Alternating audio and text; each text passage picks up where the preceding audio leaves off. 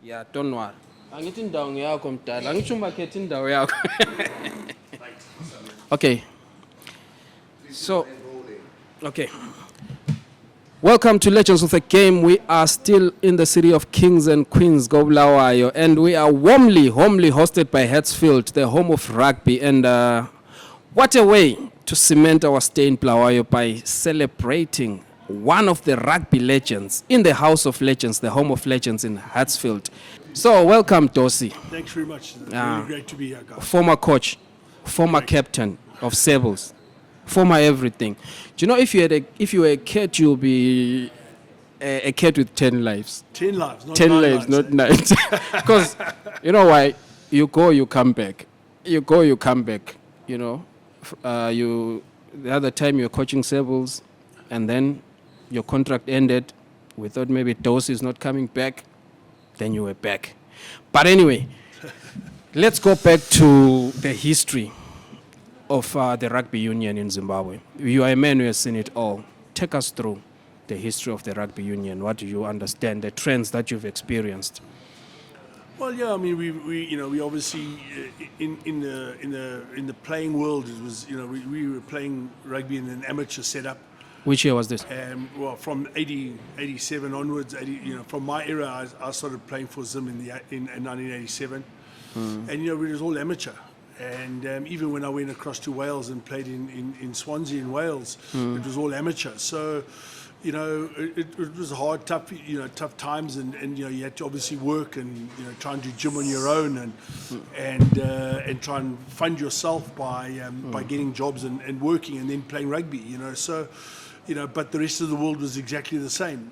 Up until obviously '95 when it became professional. So we were in a situation where all the unions were exactly the same. Even when we used to play Ireland, when we played Scotland, when we played Italy, when we played Portugal, they were all in the same boat. And and our results in those sort of times were really, really good.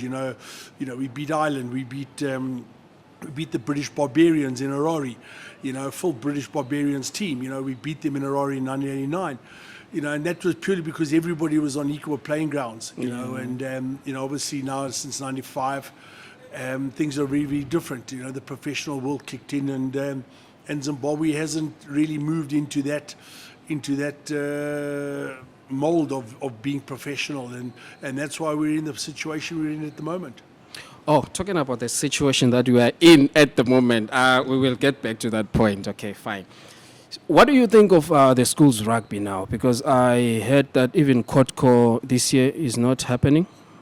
Yeah, look, I mean, the standard of rugby is really high. There is a good level of rugby, and there's good quality rugby being played. Yeah, look, I'm not too sure of the ins and outs of why Kotko is not happening. And the St. John's tournament is a tournament that we just played in recently now, and so that's I'm not too sure of the ins and outs of why the Prince Edward Kotko tournament or whatever it's now called, Dairy Board. I'm not too sure what the names are. Why it's not happening? Oh, we used to call it Kotko. That used to be Kotko in our time. Yeah. Look, so schoolboy rugby is really flourishing and it's doing really well. Are you happy with the current state of rugby? I'm happy with it. I'm really, really happy, and I think the school coaches are doing the best that they can. I really do believe the school coaches are really putting everything they can within their resources and within the realm of trying to make it as professional, or coaching as professional as coaching, and giving the mindset to the kids that this is a future that you can go into. Okay, talking about the future that you can go into. You moved from being a Sables coach to coaching at Falcon. Falcon must be paying, eh? Is it a question of money? No, it's not a question of money at all. It's a question of I still love coaching. My contract wasn't renewed. So obviously I still want to coach, and I love coaching, and I still believe I've got a hell of a lot to put into coaching. So Falcon had been asking me to come long ago and stop with the Sables ages ago and get involved back at Falcon. So I took on the opportunity, and it's great. I'm really enjoying it. You're enjoying it. It's visible on your face that you're enjoying. Right now, from here, you said you're going to Falcon, so you you bounced back to the Sables hot seat from 2009 to 2019 to 2023. How was the ride? Yeah, look, I mean, it was great. You know, we had a good rebound of managing to win the Africa Cup. Oh, Africa Cup. Well, the Victoria Cup, I think it was called. We never played Namibia at that time, and we managed to win that, and which was really, really good because they were struggling and under Peter de Villiers, and so we managed to come back and win that. So it was a good one for us, and then obviously. It just, I mean, I'm not really keen to go back into the depths of it all, but look, I mean, it was a good run. It was a good run, and I enjoyed it. You happy with what you brought home? Look, I mean, coming back in 2019 was really good for me because I really went into a dark place in my coaching when I was under Peter de Villiers, and it was one of those. Thanks so much. Give me some more. It was one of those scenarios where I wanted to give up coaching, and.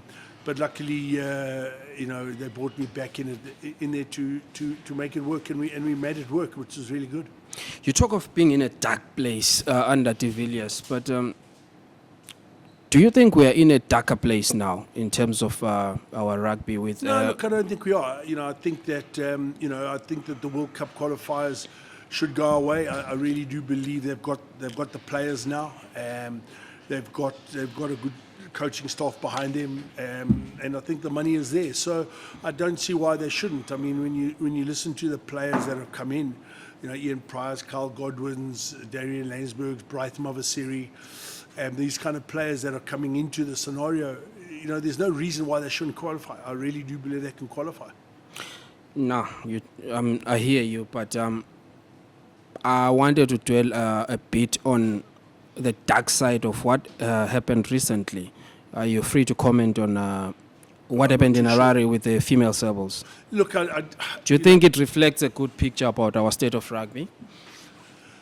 Look, I'm out of it, to be honest with you. I don't know what's going on. I don't know what. I don't actually know what was really said. I don't know what. I've really stayed away from it, just because I don't want to be involved in it anymore. The honest truth is, mate, I don't know, and I really don't know. Okay, let's talk about what you credited with, because we're here to celebrate your contribution. Credited with improving the world rankings for Sables when you took over from Lampard. Zim was ranked 52, and what was the world ranking when you left in 2015? In 2050, we were ranked 24th, I think. 24th or 25th. From 52? Yeah. How did you get it right? We just we picked the right players. We managed to be able to get the guys to believe in themselves and bring back the ethos of Zim Rugby, bring back values, bring back a whole lot of things that I believed in. And, I used to coach at those days the way I used to play. Mm-hmm. So, and then I realized that there's a hell of a lot more in coaching than the way I did. And, we started implying all of that, and we got big support. We got people behind us. We got people to put a little bit of money in. And, I had a good following with people could see that what we were trying to do and what I was trying to do. And it was good. We had a good run. Good. Now you talk of a lot of money that was behind you. It brings me to my next question. Rugby is highly sponsored in Zimbabwe, right? Do you think most decisions are based on making the corporate partnership happy? Like hiring and firing coaches? I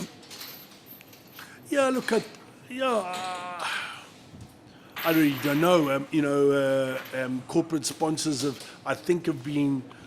been sort of brought in by other coaches, and then they've just followed on and coach and followed for like Nedbank. We were fortunate to have got Nedbank involved in us.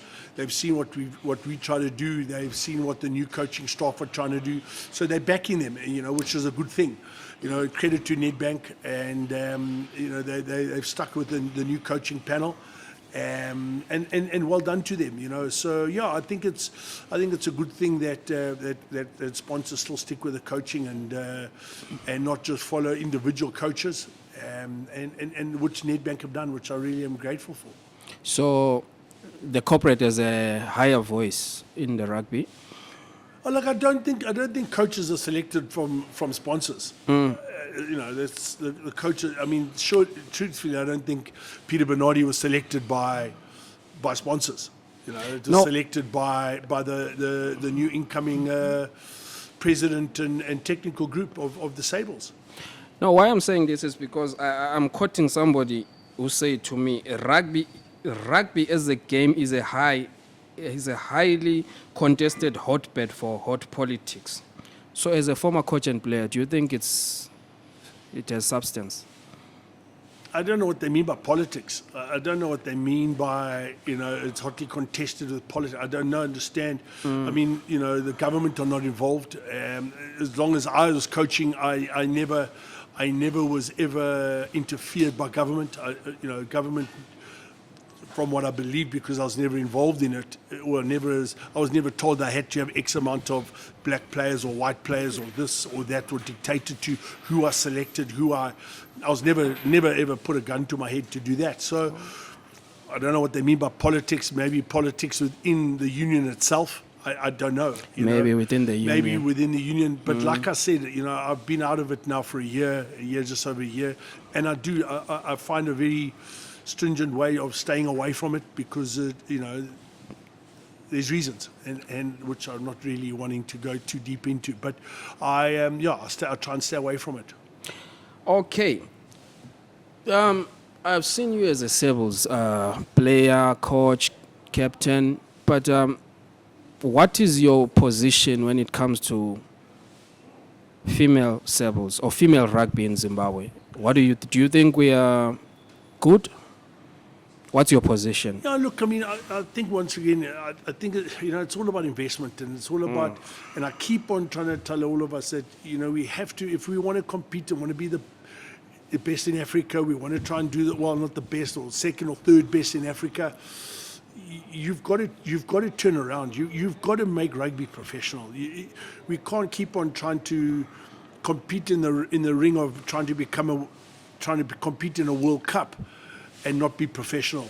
We're never gonna work it, and it comes down to the women's. They've got to invest in the women's rugby. If that's the way it has to go, and World Rugby are demanding it, World Rugby are saying we have to do it. So the union have to find the money, find the system, find of how they can do it, and invest in it because women's rugby is there. Women's rugby is there to stay, and if we want to compete in the top of the world, we have to invest in it. And I think that it has to be done.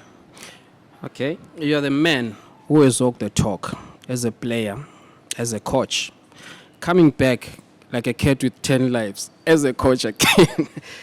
Would you consider a position in the administration side? Running for the union presidency? No, look, I don't think so. I think I still want to coach. I still want to coach rugby. Are you happy as a coach? Yeah, I'm at this present stage. I'd like to stay coaching. I really love what I'm doing, and I can see that I make a very big difference in a lot of kids' lives, and I enjoy that. It's. Even with the Sables, I managed to change a lot of kids' lives, and I think as a coach, more as a glory coach, as what I've achieved, I think achieving and helping certain individuals get contracts and changing their lives from being in the western suburbs and all of a sudden being in Japan or being in South Africa and being able, that's what I enjoy doing, and changing kids' lives, or making just be able to offer a small portion of their life, or giving them an opportunity and they run with it. That's what I really enjoy doing at the moment. Talking about the academies, the rugby academies and school academies, we have seen people like Beast came from the academies, right? From the Sharks Academy. Was it not from Zim? I think it went straight from school. Right. Straight from school at Peterhouse to Sharks. To Sharks, yeah. Okay. Why is it... I'm asking on behalf of somebody who is in a village, but who sees the Beast Mtawara playing, and he wants to emulate that.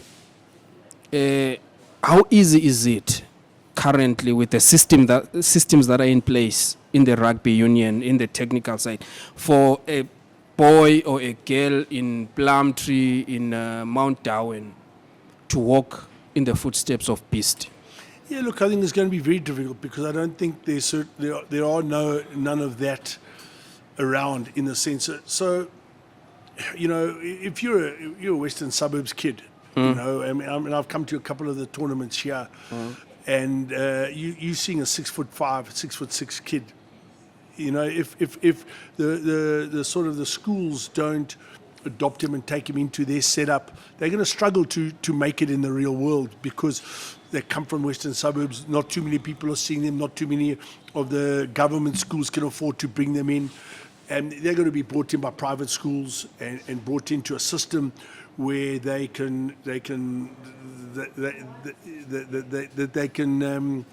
grow with and be part of a setup that can give them the opportunity to be seen. And when they're selected for Zim schools, they can go across to go play Craven Week in South Africa. They get seen by academies, they're seen by that kind of environment, and they get poached and taken across. And that's how it works. But what we need to be looking at doing, I truly believe, is to build our own academies and put our own academies up here in the country and bring and get sponsorship and get people to behind them to help them with that, and then bring those kids and give them the opportunity in our setup here. Okay, so I have a question, because I feel like rugby, to me, who has never played rugby, who's watched rugby, is a privileged sport. How easy is it for a boy from Zimbabwe who plays rugby to find himself playing for Springboks? Yeah, look, I mean, I think it's opportunities. I think that, for example, let me give you an example. Blythe Mavaseri, who's now the star of the Sharks on the open side flank, came across with me when we were coaching in 2019 in the Super Sport Challenge. He came as a lightie into the team, and it was by choice through Danny Hondo that I phoned him up and I said, I've got an injury in the flank. I need a flank. Can you send one? We brought him into it, and I looked at him and I thought, geez, what have you sent me here? You know, and they said to me, this kid's got a lot of talent. Anyway, we played him, and he just grew within the 3 months that we were in Cape Town. He went from strength to strength. A kid from Chitingwiza. You know, he used to walk to Harare Sports Club, play his rugby, walk home, sell sweets and sell food on the sides of the street. It's all about opportunities. And let me give you an example. We were playing in 2019 when I just come back into the fold as an under 23 academy side in the Super Sport Challenge. We played as an under 23 or an academy side. And I had an injury, and I got hold of Danny Hondo, and he brought in a kid called Blythe Mavaseri. Blythe, I looked at him and I thought, geez, you know, this kid is.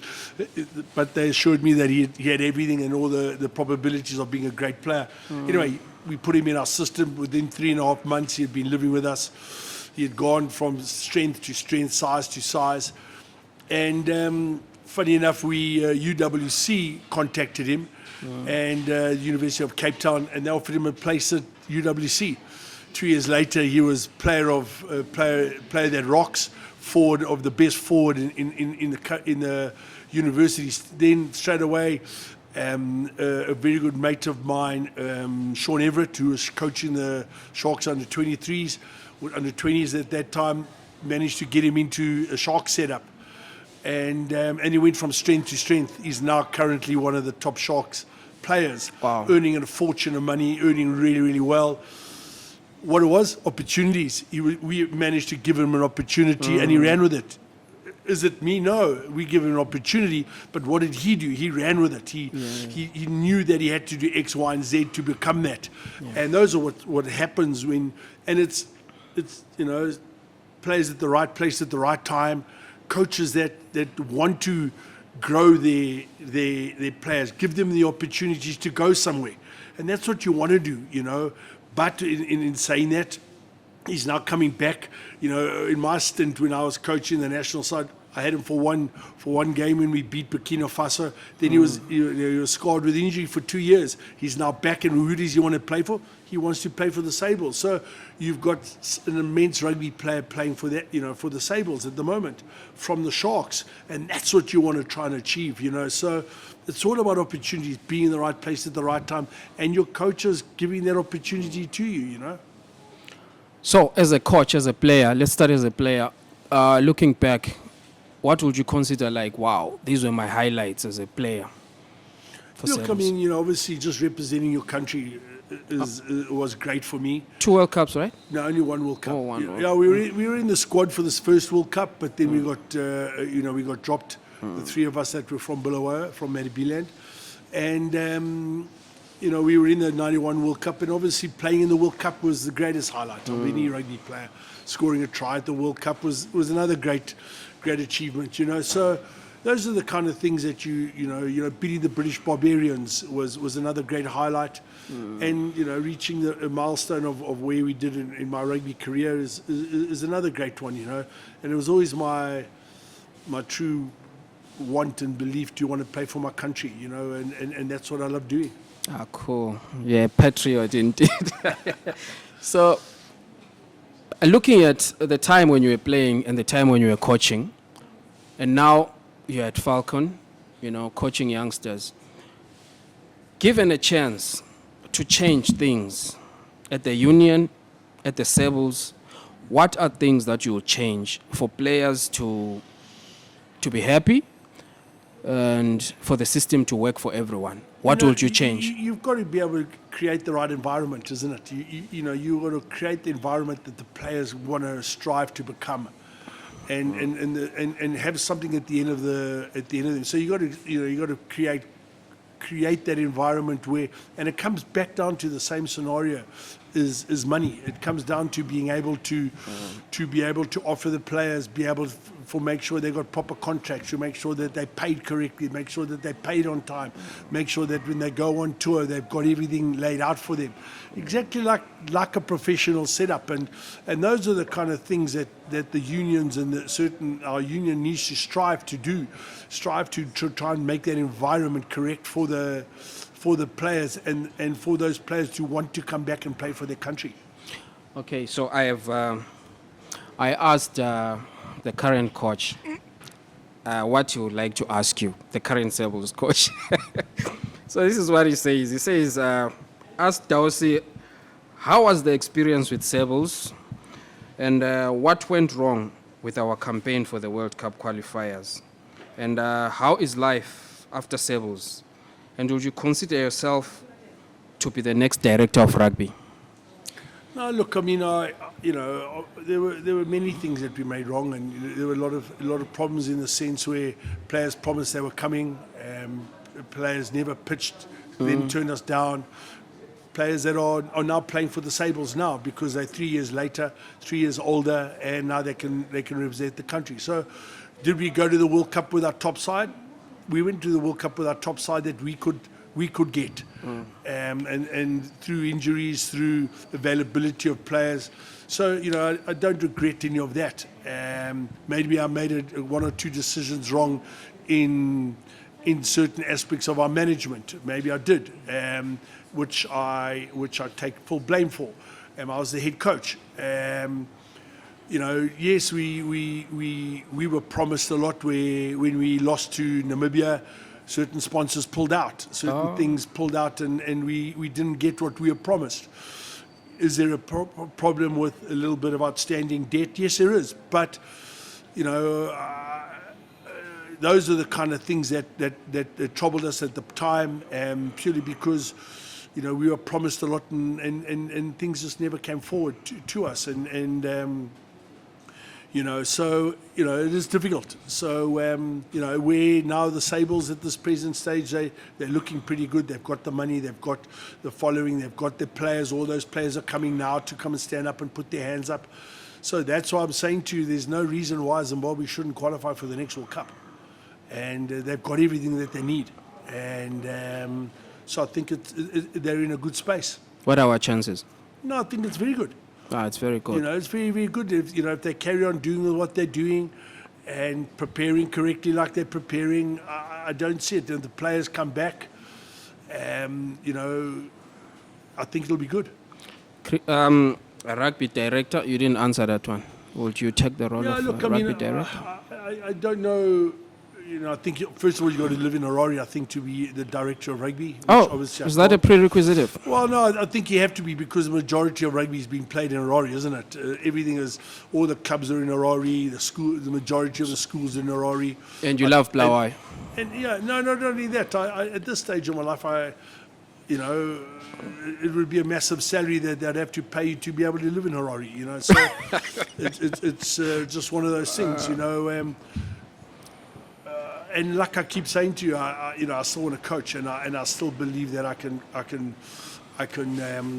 give a lot into my coaching, and yeah, you know, I've got one or two ideas that I want to look at doing, and certain things that I'm not putting down that I'm going to do, which hopefully in the next sort of 2 months will come to fruition. Which is, are you free to share? No, not at the moment. Anyway, no, you're free not to share. Yeah. From here, Coach Dawson, where are we going?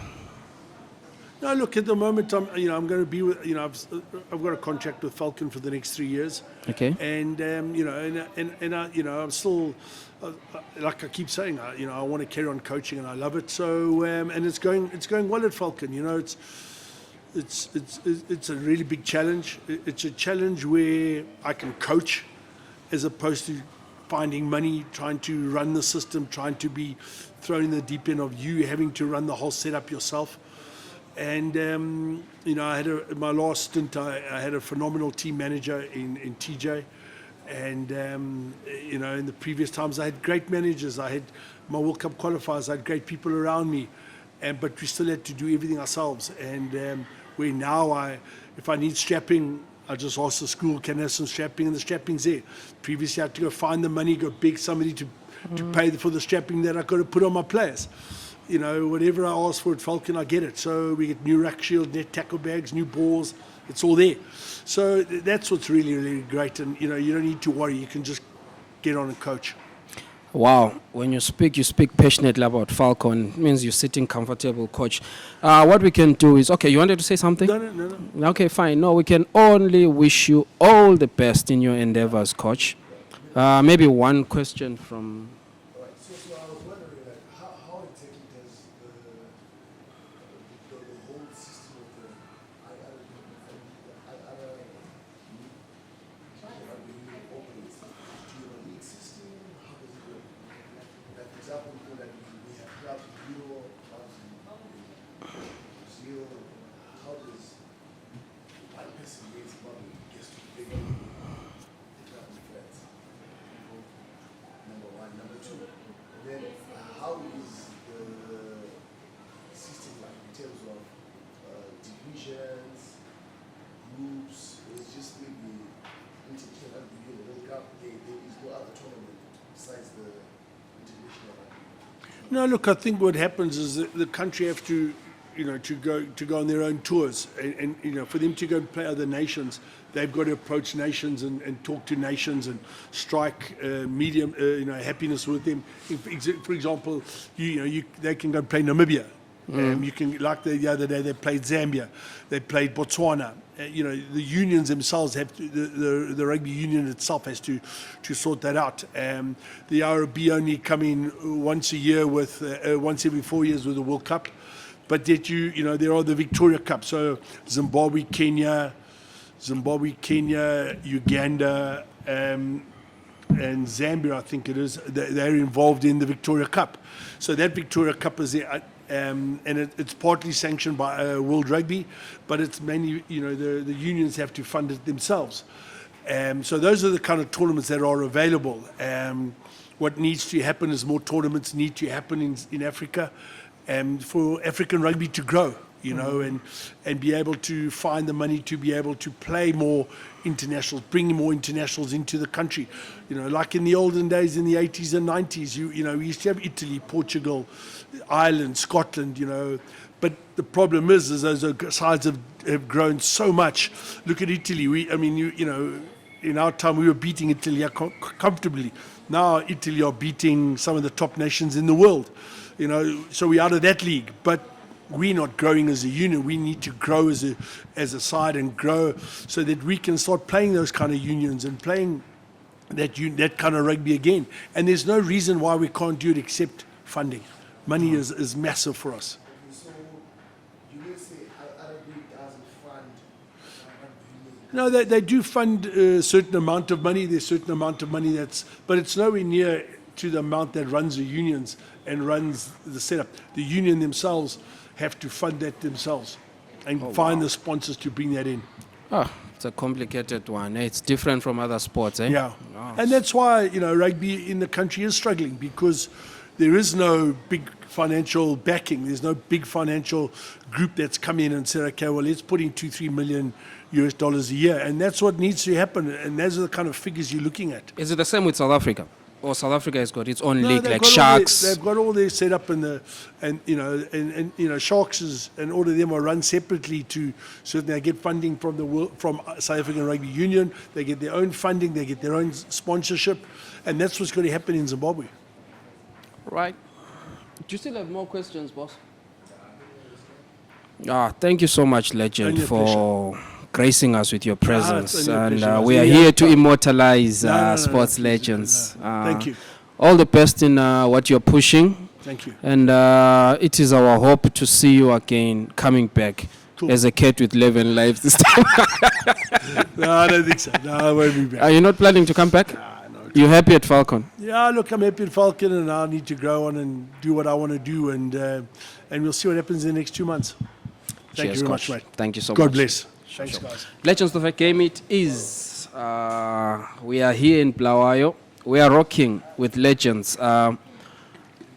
We are warmly hosted by the home of rugby, Hartsfield. And this was Brendon Dawson, the former Sables coach, the former Sables player and captain. Till next time, Legends of the Game it is. Cheers. Bye-bye.